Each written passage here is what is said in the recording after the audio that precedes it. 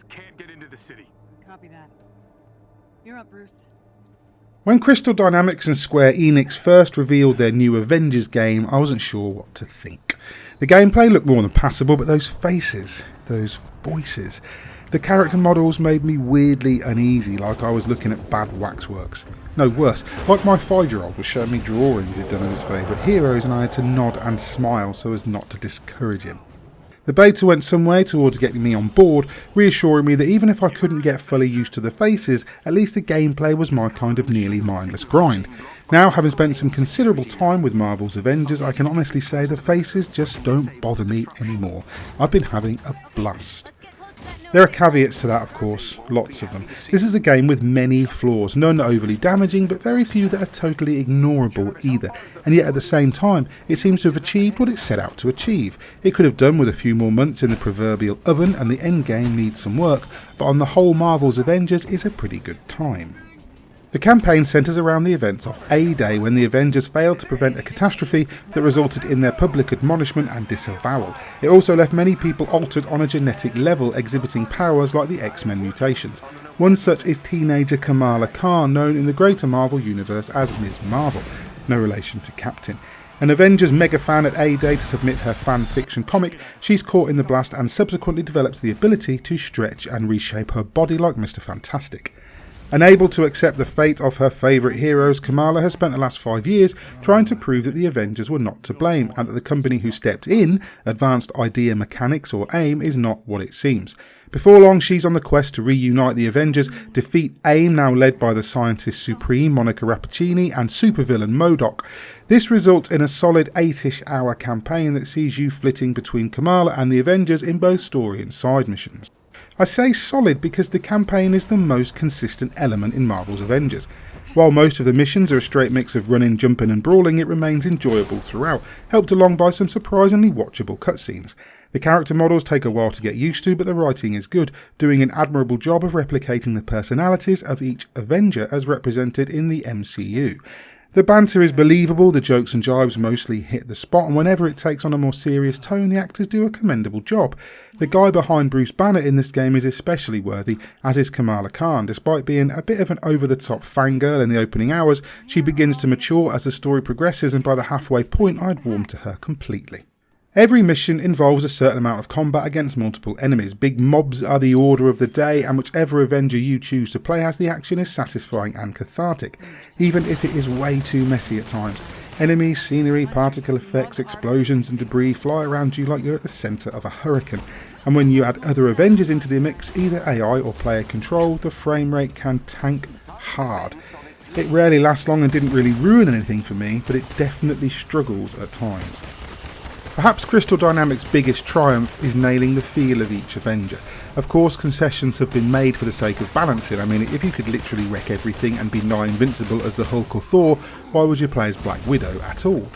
Watching Hulk get smacked about by relatively puny robots is a bit weird, but this is a video game after all. The synergy between characters would also be a lot more impressive if only you could see through the sparks and shrapnel during fights, but it's endlessly satisfying to stun an enemy with Nat's spider bite right as Hulk thunderclaps him into oblivion, and Iron Man being able to summon and then allow someone else to pilot Veronica is a very cool touch. If Avengers has a major problem right now though, it's the endgame and multiplayer. The Avengers Initiative mode is pretty bare bones, and part of that is down to the poor rewards and lack of variety. It's good you can unlock character specific loot, but cosmetics are still locked, and we'll come to that shortly. And the missions are so repetitive that it's hard to keep playing for sustained periods. More focused, Destiny-like strike missions or even more dynamic objective lists would help a lot in the multiplayer missions. At present, most missions are just you beating enemies snotless while holding control points or rescuing hostages. Thankfully though, the campaign is great, mixing in a decent variety of mission types with a few interesting one-offs thrown in. Iron Man has a few of my favourite sequences, speeding through bullet hell gauntlets or fighting against a raging storm to break through the atmosphere, and the boss fights might be long affairs, but they're mostly pretty fun. None are overly taxing, but they make good use of the available space and force you to use your character's powers to succeed. Each Avenger has 3 powerful hero abilities that can be modified as you upgrade them.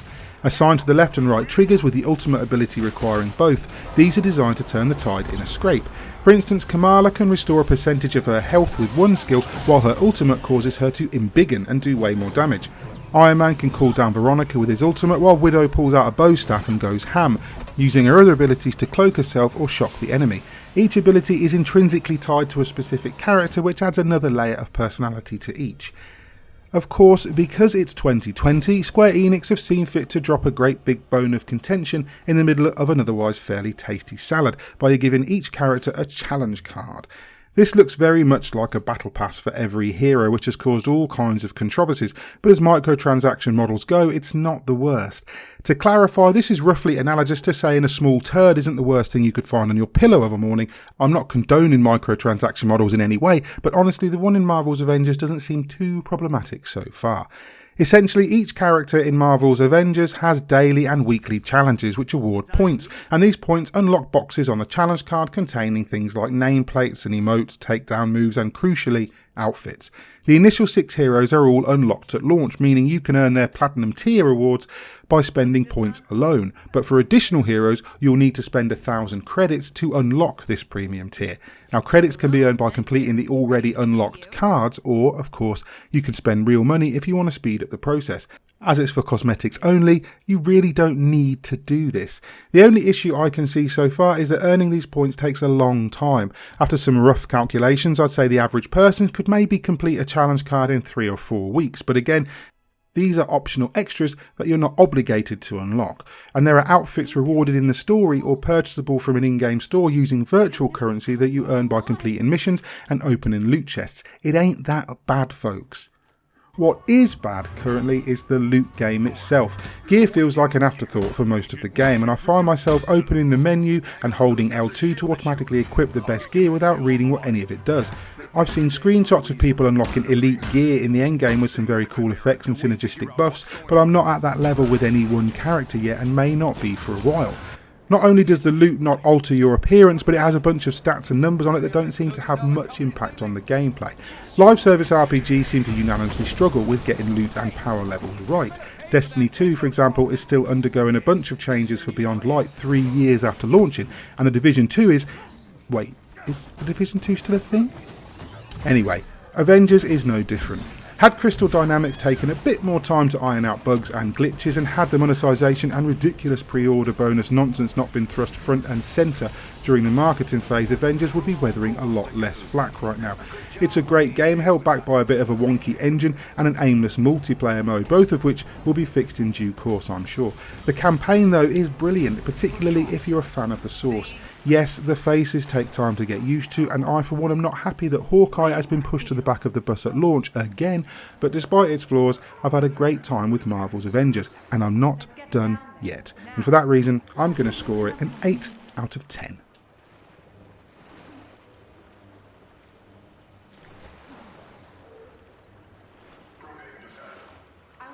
Hi there, Mick Fraser here. I hope you enjoyed my review of Marvel's Avengers. How do you feel about the game? I know this game has caused a lot of controversy. It's had a lot of people very upset with various things, microtransactions, the frame rate, the way they've done the challenge cards, all sorts of things have pissed people off about Marvel's Avengers, but I, for one, quite like it. I quite enjoyed the gameplay, as you can tell from the review. Have you played it? Did you enjoy the gameplay, or are you never going to touch this in a million years? Do let us know in the comments. Either way, we want to hear from you. We love hearing from you guys, but please do keep it polite. If you did like the video, please consider hitting like and subscribe, maybe tagging that bell icon too, so that you're kept up to date with all the reviews, previews, podcasts, videos, whatever that we post from here on out. And we also have a Patreon if you'd like to support us that way. We really do appreciate that stuff. In the meantime, I've been Mick Fraser for God is a Geek, and you guys have been lovely. Bye.